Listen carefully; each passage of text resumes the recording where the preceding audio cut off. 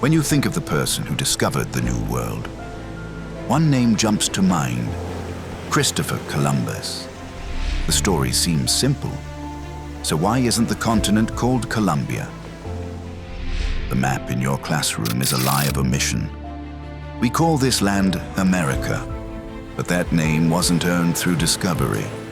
It was stolen through a bizarre cartographic blunder. It's a story of a hidden Italian explorer, a German mapmaker in a tiny French village, and a quiet rivalry that changed history forever. Over the next 5 minutes, we're going to trace the 3 key figures and the one tiny mistake that gave the biggest landmass in the West the name America.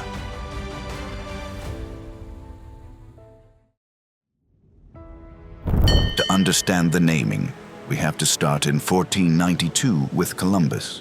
His voyage wasn't about finding new land. It was about finding a faster route to Asia, specifically the wealthy spice markets of India and China.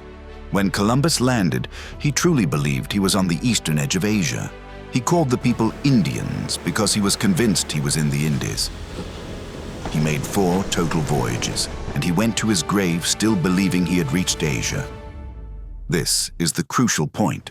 Columbus never recognized that he had encountered an entirely new, massive land barrier that no European knew existed. Aimed for 2 decades, Europe was left debating, was this Asia or something else entirely? This brings us to the first person who solved the geographical puzzle, the lesser-known Italian explorer Amerigo Vespucci. Amerigo was a navigator and map supplier for the expeditions that followed Columbus. He made several voyages to the coast of South America between 1499 and 1502. But unlike Columbus, Vespucci's observations were precise and his conclusions were revolutionary. In letters sent back to Europe, Amerigo clearly articulated that the size, the flora, the fauna, and the sheer length of the coast could not be part of Asia. This landmass was too big, too complex, and geographically separate from any known territory. His letters were sensational. They were published and reprinted across Europe under the title Mundus Novus, the New World. While Columbus clung to the idea of Asia, Amerigo Vespucci was the first to give the newly found land its defining identity. Now we meet the final piece of the puzzle, the German mapmaker, Martin Waldseemüller. In 1507, he was working in Saint-Dié-des-Vosges, France, compiling a revolutionary, comprehensive world map. Waldseemüller was deeply impressed by Vespucci's Mundus Novus.